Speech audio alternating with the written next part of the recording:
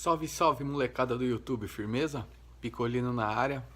Hoje com um vídeo diferente aí. Hoje eu vou mostrar pra vocês um som que eu montei no Celta, que é um som de qualidade, bate bem e sem gastar muito dinheiro, beleza? Um sonzinho aí que é pra você escutar no dia a dia, sem gastar muita grana, beleza? Confere aí. Valeu, falou!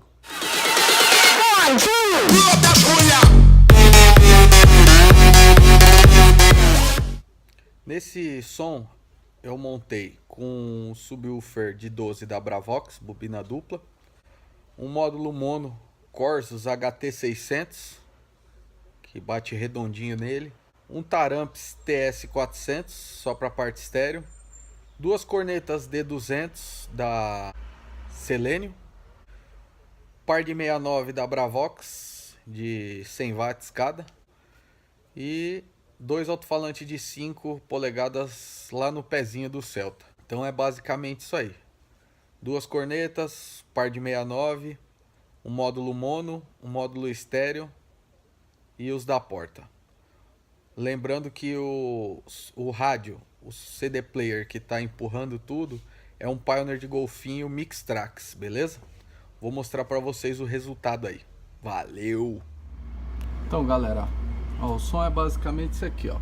TS400 Taramps, Corsus HT600, a caixa com o Bravox UXP,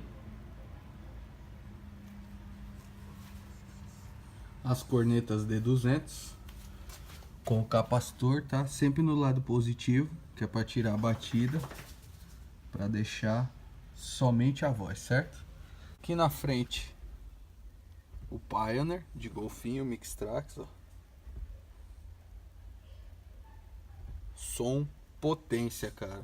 Você regula todinha o agudo, o grave, as batidas, tudo belezinha. Bora ver ele bater? Bora lá. O som aqui que eu tô usando é um som para teste, tá? Só para grave.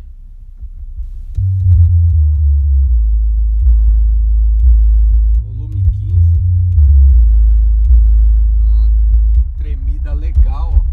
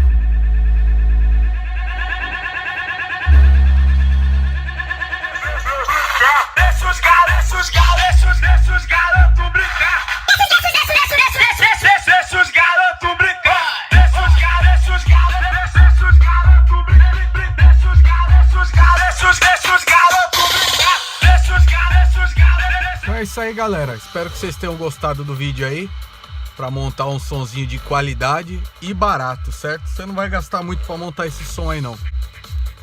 Beleza? Espero que tenham gostado. Não esquece de deixar o like, beleza? Se inscrever no canal se você ainda não for inscrito.